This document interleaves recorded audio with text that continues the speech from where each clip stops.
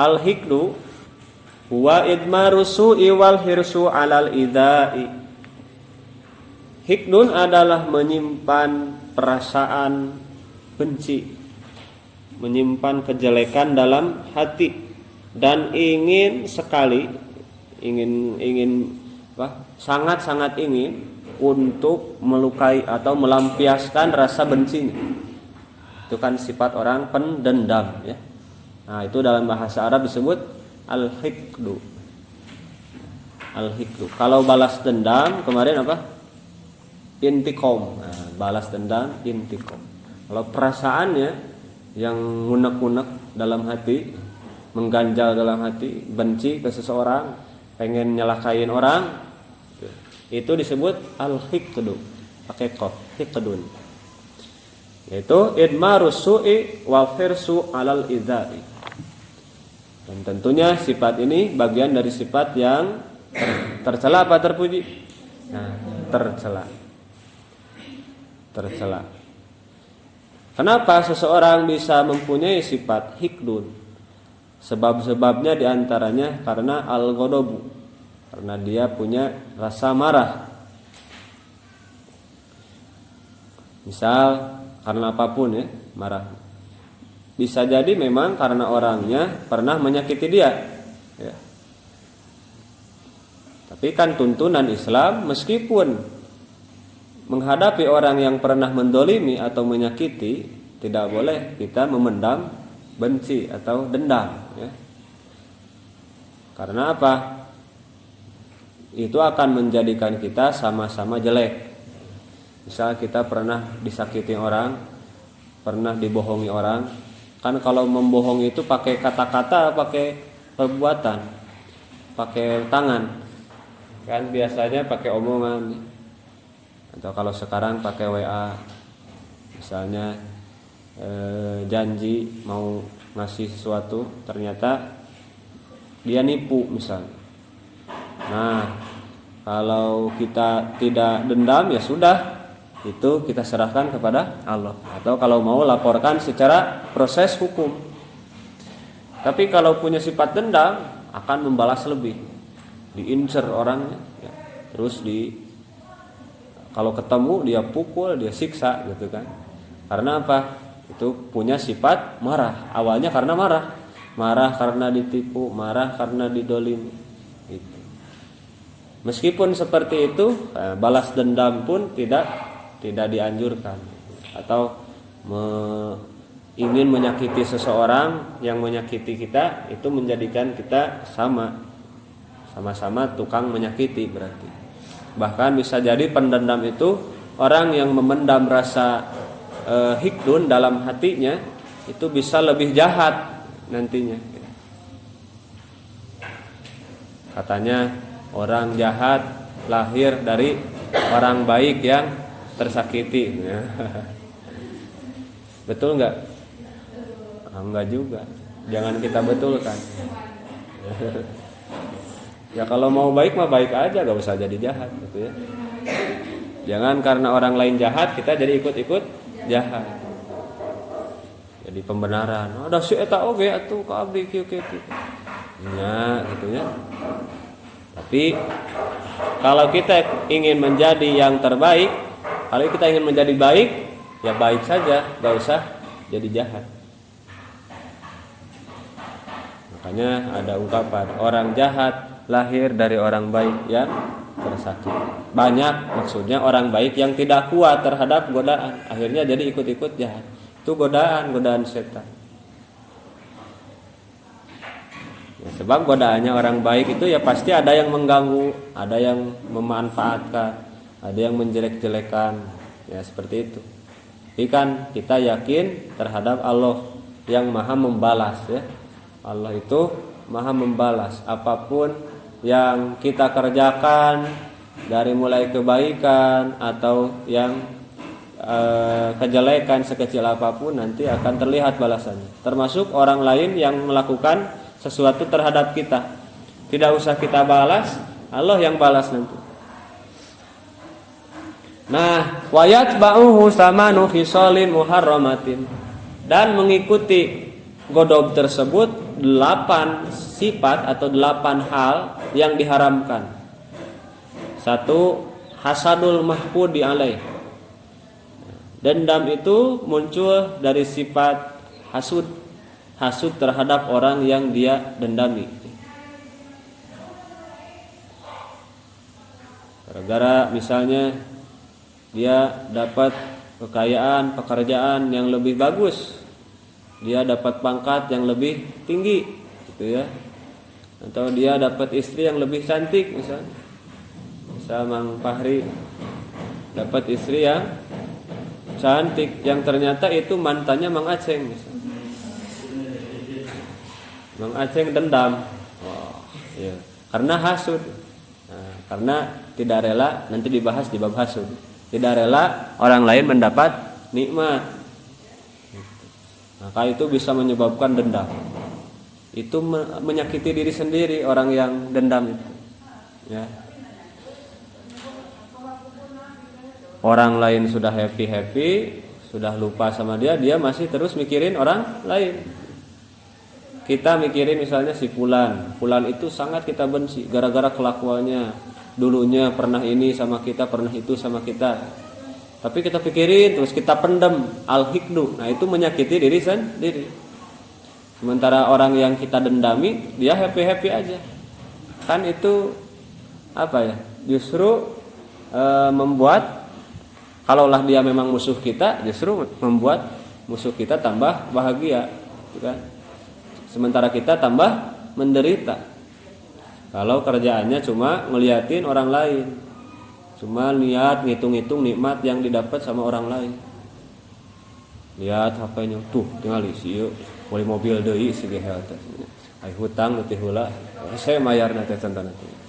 Terus tuh tinggal si anu jalan-jalan deui dina posisi. Terus itu menyakiti diri sendiri. Nah, buat apa? Ada tidak manfaatnya? Kan tidak ya. Malah apa? Membuat diri menderita. Atau misalnya punya teman satu kobong, biasanya ada ya, satu pesantren. Kan kita tuh memang normal tidak bisa suka sama semua orang ya. Atau tidak bisa suka sama satu orang dalam setiap waktu. Jadi meskipun sama satu orang yang teman dekat, ada aja satu tingkah yang kita nggak suka, itu pasti ya. Biasanya ada aja gitu. Dan dari sekian teman-teman ya mungkin ada sifat karakter yang kita nggak suka. Nah, jangan sampai kita terus pendam. Apa maksudnya, jadi dendam gitu ya. Jadi gak rela kalau dia lebih baik dari saya teh misalnya. Santriah misalnya, wah, satu kobong, satu pesantren. Ternyata yang kita gak suka itu ternyata dapat jodoh yang ganteng, kaya, ulama misalnya. Nah, terus aja kita, sementara kita jomblo sampai bertahun-tahun. Dia teman kita, udah punya rumah, menderita. Lihat udah punya anak lucu, menderita lagi. Lihat dia udah punya ini, punya itu, akhirnya tambah menderita gara-gara punya kebencian yang dipendam. Nah itu. Lalu wasyamatatu bimusibatihi, sering berkata-kata kotor dengan apa yang menimpa dia, musibah. Jadi, karena ucapannya memang tidak bisa dijaga, yaitu jadilah dia memang pendendam. Biasanya satu paket. Jadi kalau dapat musibah, dia tidak bisa jaga mulut, dia bisa jaga lisan, gitu ya. Maunya protes sama Allah, memaki-maki, nyalahin orang lain, gitu ya. Ini gara-gara dia, gara-gara si anu, gara-gara si itu. Hanya suudon. Ini saya bangkrut, jangan-jangan si dia nih yang apa guna-guna saya, doain saya gak benar. Nah itu kan sama tatu. Terus dikata-katain ya orang yang kita benci. Tidak akan merubah keadaan. Termasuk kalau kita misalnya memaki-maki pemimpin ya, memaki-maki. Kalau sekarang kan karena zaman susah, apa-apa naik, lalu kita maki-maki Pak RW, kita maki-maki kepala desa, terus presiden bagus bubuhnya, Atau ada faedahnya tidak? Ya, tidak ada, malah tambah dosa. Dia juga gak akan dengar gitu ya. Maka jangan kebencian kita jadi kita membuat kita jadi orang yang sama-sama jelek dengan apa? Keluar kata-kata kasar. Jadi susah nyalin pemimpin. Terus ini itu misalnya, terus kita mengeluarkan kata-kata kasar. Nah, itu tidak benar juga. Terus wahajruhu wa in tawaddadahu. Awal mula dendam adalah karena ketika kita menghindar menjauh dari seseorang tersebut. Meskipun orang tersebut sayang sebetulnya sama kita, atau punya rasa kasihan lah sama kita. Tapi karena sudah terlanjur dendam, mau orang yang kita dendami itu senyum, mau ngasih uang, ngasih apapun sama kita, kalau kitanya udah punya sifat dendam, itu akan terus menghindar, akan sakit hatinya suudzon bawaannya gitu. Nah, gitu karena sudah sakit hatinya. Wal iradu anhu istisghoron lahu, dan akan berpaling dari orang yang dia dendam, dia benci, karena menganggap dia kecil, tidak mau berbaur. Kalau bertemu kalau dari kejauhan bertemu ya, tidak nyapa, langsung belok. Nah, karena meremehkan, karena benci, menganggap kecil, menganggap remeh gitu. Meskipun kenyataannya, contoh kalau dalam masalah harta, yang dia benci itu orangnya kaya raya, tapi karena sudah penyakit hati sudah nempel gitu, ketika ketemu pasti bawaannya menganggap remeh. Paling ge beunghar hasil ini, hasil korupsi misalnya. Paling ge beungharna tina hasil ngepet misalnya ya. Paling ge beungharna tina pesugihan eta mah. Judi online dan sebagainya. Hanya yang keluar kata-kata kasar semua, karena itu orang yang sudah benci itu serba salah ya. Nah, terus watakallamu fihi bil fusi kagtiyabihi wa ifsa isrihi bil fahsi, membicarakan jelek-jeleknya dia dan membicarakan atau menyebarkan rahasia-rahasia dia atau aib-aib dia. Jangan kita lihat teman kita udah sukses nih, kita belum. Teman kita udah punya ini, punya itu, kitanya belum. Jangan jadi kita umbar aib dia waktu kita temenan, misalnya kita tahu kekurangan dia di pesantren apa. Si anu jadi gini ya sekarang, jadi banyak uangnya. Di postingan mah jadi misalnya jadi pengusaha, mobilnya banyak. Padahal mah apa tuh keur di kobongna. Tahu enggak waktu di pesantrennya, dia tuh buduknya paling parah misalnya. Dia itu paling dibenci sama satu kobong karena gini. Nah, itu tidak boleh. Jangan karena kebencian kita pada seseorang, terus orang itu jadi lebih dari kita, terus kita ungkap kejelekannya karena tidak rela orang memuji gitu ya. Itu penyakit.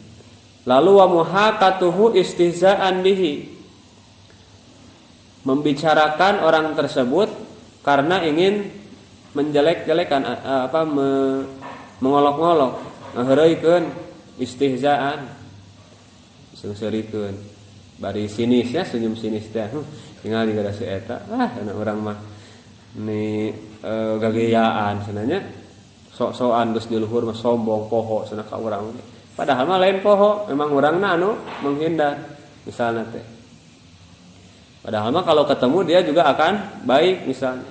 Cuman kitanya sudah terlebih dahulu menjudge. Nah, akhirnya diomong-omong sama orang lain, dikisahkan cerita dia dengan niat istihza, mengolok-ngolok dia. Wa ida'uhu bima yu'limu badanuhu. Nah, ini yang parah. Kalau sampai menyakiti fisik ya, Jadi ingin sekali menyakiti istri. Kalau ketemu teh pengen nyakar misalnya kalau cewek. Kalau pengen ngerawas, naon ngerawas teh. Pengen mukul aja. Kalau ketemu dia teh. Nah, itu rasa yang terlarang. Waman uhu haqqahu ka'alla yakliyahu dainahu. Nah, terakhir dan mencegah hak yang harus dibayar seperti ka'alla yakliyahu dainahu, seperti tidak membayar hutang misalnya. Ngewa kasih eta mah bayar hutang yang mau dibayar. Jadi karena eta lumpat nanti. Padahal kita yang pinjam uang, ya, kita yang memendam kebencian, gitu. Terus kita yang nggak bayar utang karena kebencian kita, tapi uangnya kita nikmatin. Kita butuh dia, butuh uang dia, uangnya kita pakai habis dimanfaatin sama kita, tapi kita nggak mau bayar karena apa? Benci sama orangnya.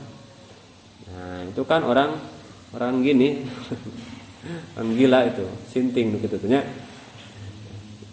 Nah banyak kan orang kayak gitu, udah dibaikin, dikasih bantuan, terus pas kita tagih misalnya kalah Malik ngamuk, ayeuna dendam ngewa nu nginjem saha nya nu butuh saha baheula teh ayeuna kalah manehanana siga urang nu salah.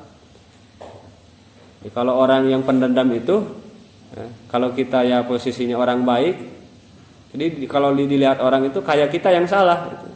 Jadi kayak dia yang benar. Karena bisa dengan lisannya membulak-balikan fakta dan sebagainya. Nah, itu. Wa mimma yadullu ala dammil hikdi.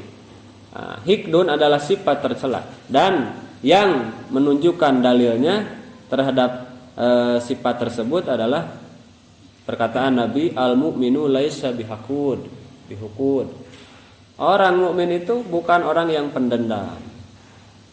Dan ini dicontohkan oleh Nabi Shallallahu Alaihi Wasallam. Ya. Ketika diludahi tidak balas meludahi, ketika dilempar tidak balas melempar. Kalau itu pribadinya, berbeda dengan berkaitan dengan dakwah, ya. Agama Islam misalnya yang diincar, diperangi, maka perang membalasnya Rasul dengan perang itu adalah untuk mempertahankan Islam, untuk dakwah. Kan sebelum perang tuh didakwahi dulu, ayolah masuk Islam. Kalau masuk Islam antum semua kita damai, ya. Tapi kekeh dah yang ngeureunkeun dakwah Rasul, pengen membunuh Rasul. Ya, masa diam kalau pengen membunuh mah ya harus dilawan. Ada orang kan Rasul lagi sendiri, ya. Terus ada orang bawa pedang, pedangnya diacungkan ke Rasul. Hei Muhammad, sekarang kamu sendiri, kau sendiri sekarang. Tidak ada sahabatmu yang lain yang akan membantu. Siapa sekarang yang akan menyelamatkan kamu? Siapa sekarang yang akan membantumu? Sombong ya, orang kafir. Mau menyalahkan Rasul. Rasul kalem, tenang, wakuron, sakinah, hatinya tenang. Dengan lantang menjawab Allah, ya. Allah. Langsung pas dia bilang Allah, pas Rasul bilang Allah, orang yang bawa pedang itu gemeter sampai pedangnya jatuh. Diambillah sama Rasul, ya. Dibalik sekarang. Sok sia ayeuna sahan rek nulungan maneh. Itunya. Siapa yang akan menolong kamu sekarang? Tapi apakah sama Rasul ditebas? Bedanya secara urangnya dendam. Yang muas ke nafsu orang apa? Lebih gitu. Tapi tidak Rasul, justru didakwahi, ya, hingga akhirnya orang tersebut jadi pro ke Rasul, jadi membela Rasul. Ada ketika hijrah, ada yang ingin membunuh Rasul, menembak Rasul dari kejauhan, ya, dikejar Rasul sama Abu Bakar dengan kuda, tapi kudanya jatuh. Rasul lihat ke belakang, dia tolong. Orang yang mau bunuh Rasul dia tolong. Rasul tolong. Padahal orang tersebut mau membunuh Rasul, tapi Rasul tahu dan tidak balas menyakiti dia, tidak balas menyiksa, ya. Tapi dia tolong, dia bantu. kunaon jang gebis gitu nya. Ayo naik deh. Diangkat lagi, dinaikin lagi sama kudanya, dibersihin. Udah, saya duluan ya. Nah, si orang yang mau ngebunuh tadi apa? Jadi merenung. Rasul ini akhlaknya luar biasa. Muhammad yang katanya orang jelek, yang katanya orang gila, ternyata dia nolong saya, padahal saya mau bunuh dia. Tadinya mau nggak jadi, tapi ingat kan kalau yang berhasil menangkap Rasul hidup atau mati akan diberi hadiah. Kalau nggak salah berapa hadiahnya? 100 onta. 100 onta atau berapa gitu. Kalau dikonversikan ke uang sekarang miliaran. Apa ya onta hijina sabarahannya? Ya 100 juta. Kalikanlah 100, udah 1 miliar. Tapi dia pengen apa? Pengen hadiahnya. Akhirnya dikejar lagi Rasul, mau dibunuh lagi, mau ditembak lagi. Pas mau nembak, jatuh lagi kudanya gitu. Rasul gimana? Balik lagi, dibantu lagi. Nah, itulah contoh dari Rasul, supaya kita tidak dendam. Karena Rasul diturunkan ya untuk mengajak manusia ke jalan yang benar, mengajak kepada la ilaha illallah, bukan untuk menghukumi orang. Maksudnya bukan untuk jadi apa? Algojo, untuk menghukumi orang. Meskipun satu sisi Rasul adalah sebagai tahkim juga. Maksudnya hakim di sana ya sesuai hukum Allah, sesuai ketentuan Allah, bukan kemauan Rasul ya menghukumi sesuatu itu. Nah, kita pun sama. Kalaulah ada orang yang menjelek-jelekan kita, menyakiti kita, apalagi sekarang tidak sampai menyakiti fisik. Kalau sekarang tidak akan kita terluka gara-gara diomongin orang, ya udah biarin aja. Anggaplah orang-orang bodoh, anjing menggonggong, kafilah tetap berlalu. Anggap gogoge. Kalau kita ikut menggonggong ya sama-sama, berarti sama-sama anjing berarti kita. Nah, selanjutnya al-hasad. Hasud. Apa itu hasud? Hasud itu adalah tamanni zawalin ni'mati anil ghairi. Berharap-harap hilangnya nikmat dari orang lain yang mendapat nikmat. Orang lain dapat prestasi, kita benci. Orang lain misalnya dapat beli kompor baru, kita yang kepanasan, gitu ya. Beli motor baru, kita juga yang kepanasan. Padahal seharusnya yang harus panas itu knalpot. Cek knalpot ya, kenapa jadi kamu yang panas itu ya? Harusnya kan saya. Jadi kalau tetangga, kalau teman kita beli motor, kita gak suka, nah itu berarti kita punya sifat hasud. Mendoakan cilaka ya. SMS, senang melihat orang susah, susah melihat orang senang. Itu orang hasud, itu SMS. Senang melihat yang susah, susah melihat yang senang. Pas motor temennya hilang, kita dalam hati puas ya, itu teh hasud. Tahu tadi teman kita dapat jodoh duluan, apalagi jodohnya cantik, ganteng, kaya ya. Nah, kita perasaan kita kalau mau ngukur senang atau tidak. Kalau misalnya ada rasa benci atau ada rasa kok dia gitu-gitu kok dapatnya yang bagus ya.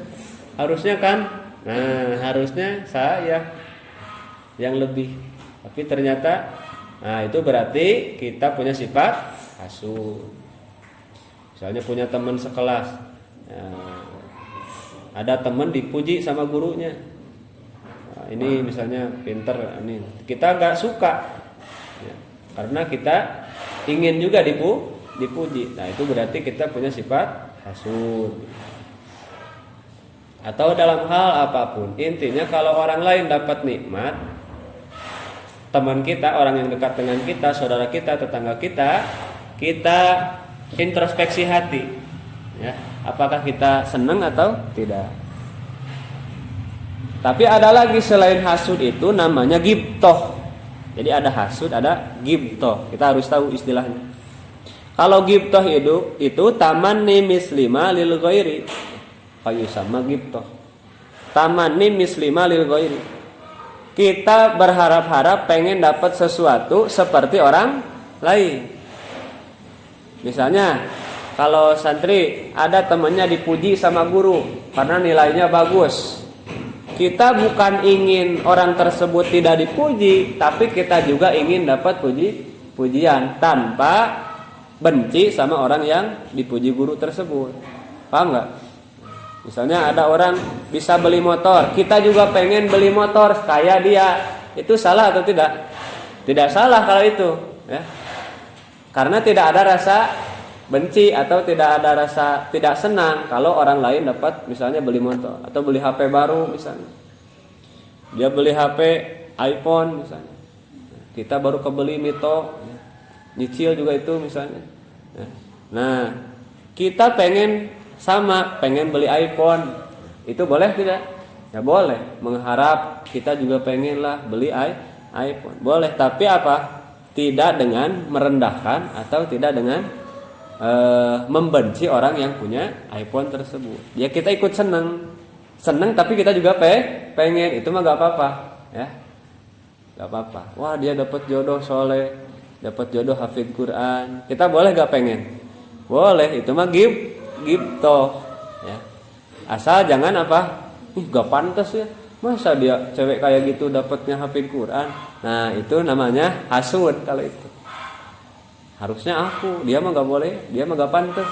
Nah, itu mah hasud. Tapi kalau kita cuma pengen yang didapatkan orang lain, kita juga pengen. Nah, itu namanya ghibthah. Apalagi kalau dalam hal akhirat, kebaikan. Nah, itu dibolehkan. Ada orang teman kita yang sudah hatam 10 juz, kita baru 5 juz. Ya. Kita iri sama orang yang sudah lebih hafalannya dari kita, boleh tidak? Boleh. Asal tadi tidak membenci ya orang yang hafalannya lebih banyak. Ini kita sengaja misalnya dicelakain ya, kayak di sinetron lah. Misalnya perlombaan apa?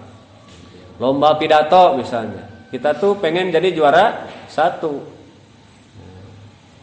Tapi ternyata kita tahu kemampuan kita. Ada teman kita yang kita tahu lebih jago pidatonya daripada kita. Akhirnya kita celakain supaya besok gak ikut lomba misalnya. Ya, kayak di sinetron, kita racunin makanannya.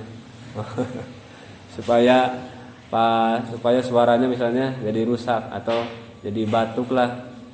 Apalagi sampai ke rumah sakit, sampai meninggal. Ya, gara-gara hasud. Nah, kalau misalnya ada orang yang juara 1 pidato, kita juga pengenlah jadi juara 1. Itu boleh tidak? Boleh, asal tidak benci sama yang juara 1 tersebut. Sama teman kita yang melebihi kita. Justru kita cari rahasianya, kita belajar, kita deketin ya. Hoyonglah abdi ge hoyong senamani berprestasi siga teteh, siga ama.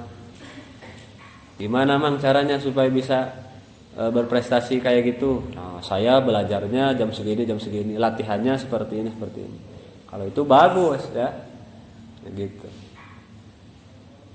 Apalagi dalam hal akhirat, ada orang yang lebih soleh, yang lebih solihah, yang lebih rajin ibadahnya. Nah, kita boleh, bahkan dianjurkan ya, kita berlomba-lomba dalam kebaikan. Si anu magus di masjid, wah aku tidak terima, dia duluan, aku juga harus nyusul misalnya. Jadi bilanglah sama teman kita, ya jangan ke surga sendirian, gitu ya. Ajaklah aku. Gitu. Kalau tahajud bangunin, kalau duha ajak saya, kalau malas paksa saya. Itulah gunanya teman. Kalau ada teman yang seperti itu, itulah yang harus dijaga sampai ke akhirat. Ya. Teman yang mengajak, mendorong kita berbuat baik, bukan teman yang menjerumuskan. Kita mau sholat, tumben rajin. Nah, itu mah teman menyesatkan. Ya. Kita lagi ngaji Quran, masya Allah merdunya, gitu ya. Rajin amat. Gitu. Kalah diheureuyang. Lain ngiluan, gitunya. Nya siga kamar itu ya. Ini getol-getol teuing si teteh iraha teteh siga abdi misalnya. Nah, begitu. Tapi kita pengen kayak dia. Iraha maneh siga urang. Iraha urang siga maneh soleh nya. Apalkeun getol ente mah. Ngaji pinter misalnya. Nah, kalau sudah ada keinginan seperti itu sudah dapat nilai di sisi Allah. Meskipun mungkin realitanya susah kita menyamai atau melebihi teman kita. Tapi kita ingin dapat kesolehan atau kepribadian yang baik seperti teman kita. Itu bagus.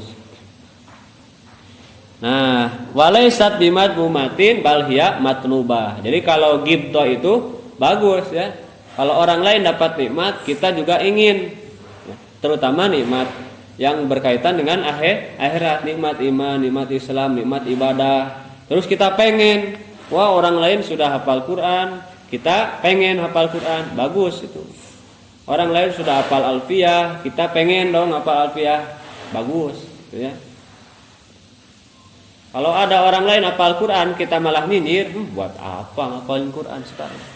Kalau dulu katanya, ngapalin Quran jelas, karena belum ada tulisan teknologi seperti sekarang. Makanya kalau zaman sekarang itu gak perlu hafid Quran. Cek saya teh. Ada kan yang bilang gitu ya, yang sekarang dikeroyok kemarin. Karena dia pernah bilang ya seperti itu. Sekarang tidak usah ada hafid Quran katanya. Karena sekarang sudah terjaga Quran. Kalau dulu ada hafid Quran wajar karena Quran perlu keaslian. Makanya banyak hafid supaya menjaga keaslian Quran. Kalau ada yang salah ketahuan. Kalau sekarang tidak usah karena Quran sudah terbukukan dengan baik. Nah, itu berarti dia nggak bisa hafid Quran, dia nggak mampu, malah nyinyirin yang hafid Quran. Itu tidak baik, tidak benar.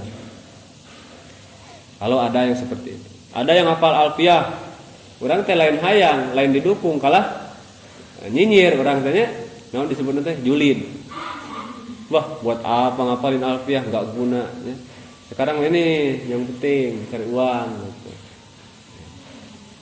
Gak mungkin kupinang kau dengan alfiyah sekarang, mana mau cewek ya dikasih makan alfiyah tentang. Nah, jangan sampai ada orang yang berbuat baik, kita pengen enggak, ngikutin enggak, malah kita nyinyir ya atau julid. Ya minimal kita ikut seneng lah meskipun kita enggak mampu. Ya. Ada orang misalnya juara lomba apa, ya kita ikut seneng. Nah itu matlubah. Li'annaha sababun liktisabil khisalil hamidah. Karena itu adalah sebab kita meraih atau mencapai hal yang terpuji, hal yang baik. Kalau ada teman kita udah dapat nikmat, dapat sukses, dapat sesuatu, dapat hasil, kerjanya hasil misalnya, usahanya hasil, atau nuntut ilmunya juga hasil.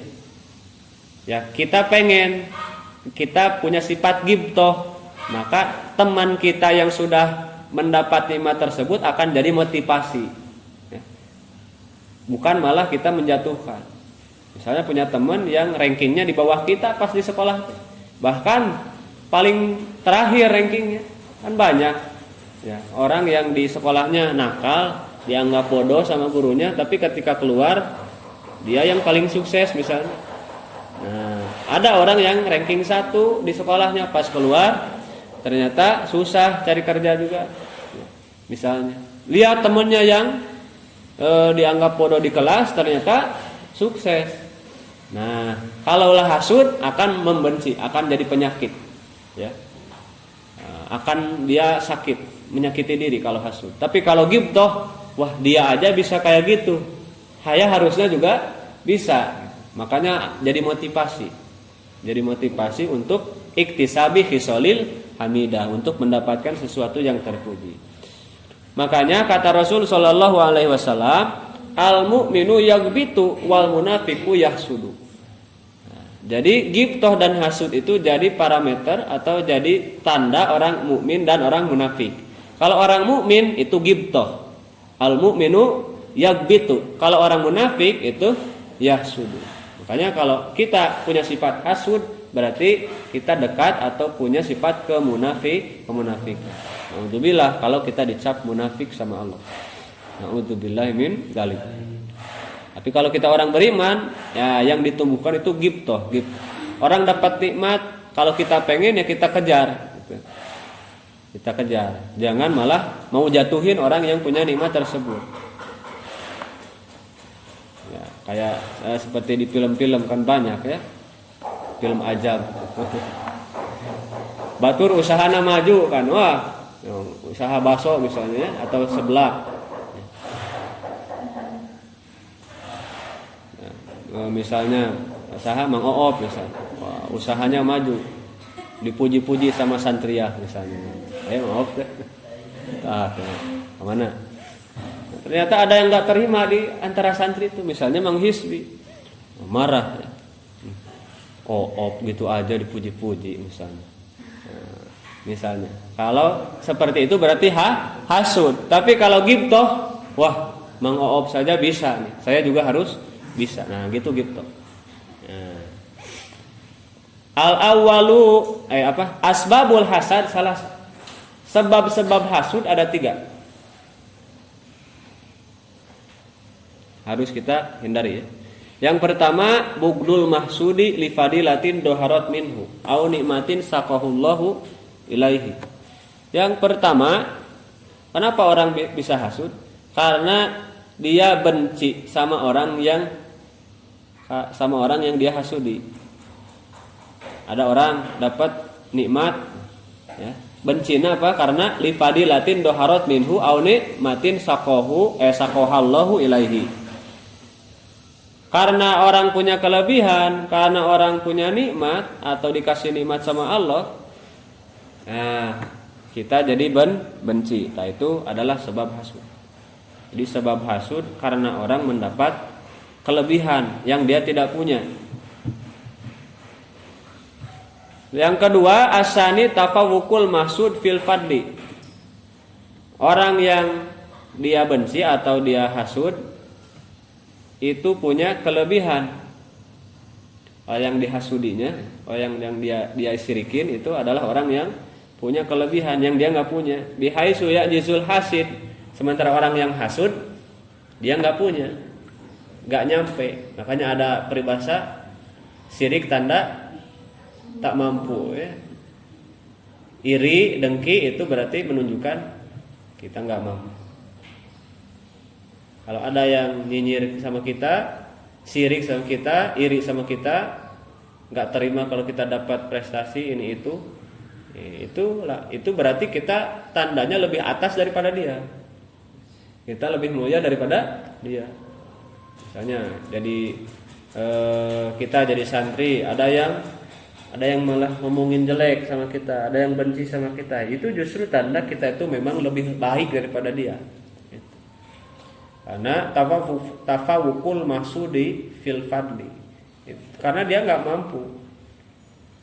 Kita ngaji misalnya bagus, ya. Qiraahnya bagus.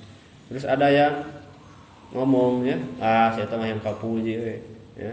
Pamer terus ora misalnya. Nah itu teh kan bisa ngomong gitu teh kan karena dia nggak mampu ya, karena nggak bisa, karena suaranya jelek. Kalau merasa suaranya jelek, ya udah, jangan membenci yang suaranya bagus gitu. Nah, banyak yang seperti itu. Nah, harus waspada, jangan sampai kita yang termasuk orang yang kalau orang lain punya kelebihan kita membenci. Terus yang ketiga, sifat pelit. Pelitnya orang yang hasud dengan berbagai keunggulannya atau kelebihannya.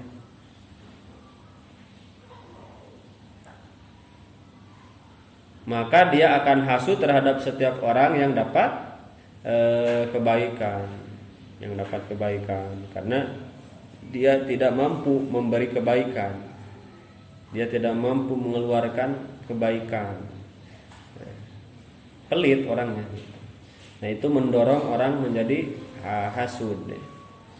Nah, pelit, hasud, sirik, persaingan usaha yang tidak sehat, itu akan menyebabkan kecelakaan, akan menyebabkan stres kesananya. Kalau kita misalnya usaha punya saingan dalam usaha, saingan kita mah mampu memberi itu. Terus ternyata tambah maju, sementara kita punya sifat pelit, terus aja melihat kesuksesan, kebahagiaan orang lain, menyinyiri atau menjulidi orang lain. Itu adalah orang yang sekali lagi orang hasud itu menyiksa diri sendiri.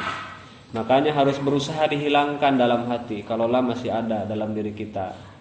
Dengan cara apa? At-tamassuku bid-dini. Satu, kita berpegang teguh terhadap aturan agama. Ya, dengan ngaji ini kita berusaha ya, minimal tahu dulu hasud itu apa, lalu kita berusaha berpegang teguh terhadap agama. Apa aturan agama yang diinstruksikan terhadap kita? Ibadah, sholat, zikir, Ramadan sekarang harus saum, baca Quran, laksanakan semua. Nanti penyakit-penyakit itu akan terobati. Karena kan ada istilah obat hati. Cek opik ini obat hati itu aya sabaraha? Obat hati ada 5 perkaranya. Yang pertama baca Quran dan maknanya. Itu at-tamassuk bid-din. Berpegang teguh kepada agama, ya agama menyuruh kita baca Quran, kita baca, kita pahami, kita amalkan, ya, dan maknanya kan. Terus yang kedua apa? Salat malam, dirikanlah tahajud. Itu bisa mengobati penyakit hati juga. Terus yang ketiga Dikir malam ya, dikir. Terus berkumpul dengan orang-orang yang soleh. Nah, itu adalah salah satu atau 5 obat hati. 1 baca Quran, terus 2 sholat malam, 3 perbanyaklah berpuasa ya. 4 dikir malam, perpanjanglah. 5 berkumpullah dengan orang-orang soleh. Itu jadi obat hati. Makanya orang yang berpegang teguh kepada agama, maksudnya dia laksanakan apapun perintah, apapun larangan dia jauhi, apapun perintah dia laksanakan. Nah, penyakit-penyakit hati itu yang awalnya ada ya akan hilang, akan sedikit-sedikit terobati. Wa mulahadzatu ma fil hasadi minad darar. Dan kesadaran diri melihat dan memandang bahwa hasud itu hanya akan mendatangkan kemadaratan. Kalau terus dipelihara, nanti akan terjadilah kasus-kasus yang tidak diinginkan, yang setiap hari kita lihat di berita-berita kriminal. Ada kasus pembunuhan ya, ada kasus pengeroyokan dan sebagainya. Karena banyak yang diawali dari syirik, dari hasud, dari iri, dengki. Lalu warido bil qada'i wal qadar. Kalau kita tidak mau hasud, maka munculkanlah sifat ridho. Ridho terhadap apapun yang ditentukan Allah dan takdir Allah. Dari mulai badan kita ya. Ada misalnya kita lihat kok orang lain bisa putih ya, ganteng ya. Misalnya kok kita misalnya gelap, terus misalnya pendek. Kok orang lain bisa gagah ya, badannya besar ya, kok saya kurus misalnya. Nah, terima saja. Kalaulah terus perhatiin orang lain, nah itulah yang akan menimbulkan sifat hasud, akan menderita hidupnya. Wa mimma warada fi damil hasad qaulun Nabi sallallahu alaihi wasallam, al hasadu yaqulul hasanati kama taqulun naru al hataba. Hasud itu hasud itu memakan kebaikan sebagaimana api bisa memakan kayu bakar. Maksudnya bisa membakar. Jadi ya, kalau punya sifat hasud, bisa jadi kebaikan-kebaikan kita semuanya terbakar ya, dihapus sama Allah. Salat kita tidak diterima. Kita ngaji tapi di dalam hati terus di pengajian tanya syirik kabatur. Atau untuk ibu-ibu misalnya ya. Ini calon ibu-ibu itu. Calon ibu. Tapi ari calon mah aya nu jadi anu henteu nya. Cok calon presiden. Kan ada yang jadi, ada yang enggak. Nah, misalnya ibu-ibu ke pengajian, bukan ceramahnya yang diperhatikan, bukan ustadznya yang didengerin. Ternyata intinya ke pengajian misalnya melihat emas ibu-ibu yang lain, melihat tas ibu-ibu yang lain, pakaian ibu-ibu yang lain.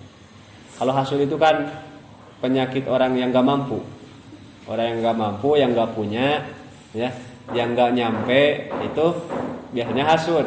Kalau orang yang mampu, punya kelebihan, biasanya apa? Takabur ya, nanti di depan ada al-kibru. Kalau orang yang gak punya, biasanya hasud. Ketemulah orang yang sombong, orang yang takabur, orang yang hasud, ketemu di pengajian, udah kacau. Dua-duanya ngajinya gak berfaedah gitu. Karena apa? Yang punya emas dari sini sampai sini, terus we dipamer-pamer. Jam seberapa ieu nya? Jam seberapa ieu? Gitu-gitu. Dieuna di lengan bajunya ditarik-tarik. Itu asa ararateu nya, padahal rek nemongkeun emas. Ini tuh suami beliin saya hadiah ulang tahun misalnya. Ini juga berlian, ini dikasih sama suami. Waduh, sombong. Atau yang nggak punya hasud, benci ya. Akhirnya dari hasud itu datanglah ghibah, datanglah fitnah, terus akhirnya jadi berantem sama suami. Ya. Akang si ibu anu mah ulang tahun senang dipangmelikeun kongkorong, sebenarnya dipangmelikeun kalung. Nah, ari abdi kaleng sebenarnya lain kalung. Batur mah dipangmelikeun kalung, cenah ku salakina teh. Nah, cenah ari akang. Akhirnya pas ya. Gara-gara itu si takabur bertemu dengan si hasud. Nah, dua-duanya juga jelek. Jadi setiap orang itu kelebihan yang dikasih sama kita, kelebihan kekurangan yang Allah kasih sama kita, ada peluang jadi baik, ada peluang jadi jelek, sama semua. Orang kaya bisa jadi ke surga dengan kekayaannya, bisa juga ke surga, bisa juga ke neraka dengan kekayaannya. Kalau ke surga dengan kekayaan, ya gunakan kekayaan tersebut dengan bersedekah, banyak investasi amal akhirat, ya, sedekah ke pesantren, ke rumah tahfiz, ke masjid, membangun pusat pendidikan misalnya. Itu bisa kekayaannya mengantarkan ke surga. Kekayaan bisa mengantarkan ke neraka. Kalau misalnya kita jadi orang kaya yang pelit, malah sibuk pamer kekayaan gitu ya. Tiap hari update status buka bersama di restoran, ya, buka sahur atau buka saum di restoran mahal ya. Di foto doang, enggak bagi-bagi sama yang lain cuma dapat foto doang. Terus adapun kalau ngasih juga ngasihnya salah. Malah membangun uangnya misalnya dikasih ke investor yang mau bangun diskotik ya, atau tempat-tempat maksiat. Itu kekayaan yang bisa mengantarkan ke neraka ya. Orang miskin, orang fakir bisa juga jadi jalan ke surga dengan kefakirannya. Bisa jadi jalan ke neraka juga, karena fakir juga dekat dengan kafir. Banyak orang yang fakir ya jadi kafir. Naudzubillah, udah sengsara di dunia, di akhirat celaka. Maksudnya ketika fakir bisa ke surga dengan kalau gimana? Dia tetap sabar, dia ridho, dia tetap istiqomah ibadah ya. Terus bisa ke neraka kalau dia malah tidak menerima takdir gitu ya, tidak qanaah, suudon sama yang kaya, ngomongin caci maki pemimpin, caci maki orang-orang kaya gitu. Akhirnya kesananya bisa jadi kriminal. Bahwa tingkat kriminal di Indonesia atau di mana-mana kan banyak yang bukan karena dia memang mau jahat, tapi banyak juga yang karena terdesak masalah ekonomi. Ada kan yang mencuri HP gara-gara buat anaknya belajar online ya. Ada yang mau mencuri beras gara-gara gak bisa makan. Yang itu yang fakir jadi terjerumus ke dalam pekerjaan yang bisa menjerumuskan ke neraka. Makanya jagalah diri dari sifat hasud. Kalau orang lain mendapat nikmat, mendapat kebaikan, usahakan kita utamakan senang, kita ucapkan selamat. Sebagaimana adab yang sudah dibahas, adab bergaul ya. Kalau kita punya teman, punya tetangga mendapat nikmat, kita ucapkan selamat. Atau ketika kita pengen misalnya nikmat tersebut, ya kita ungkapkan saja, wah saya juga pengen nih kayak gini, doain ya saya juga bisa misalnya. Kan enak kalau gitu. Tapi kalau kitanya malah membenci orang yang dapat nikmat, nah itulah hasud. Kebaikan kita bisa jadi terhapus. Nauzubillah min dzalik. Salat kita, ngaji kita tidak ditilai. Ya, tidak mendapatkan apa-apa. Saum kita gugur semua. Nauzubillah. Itu wallahu alam bisawab. Robin fa bima lam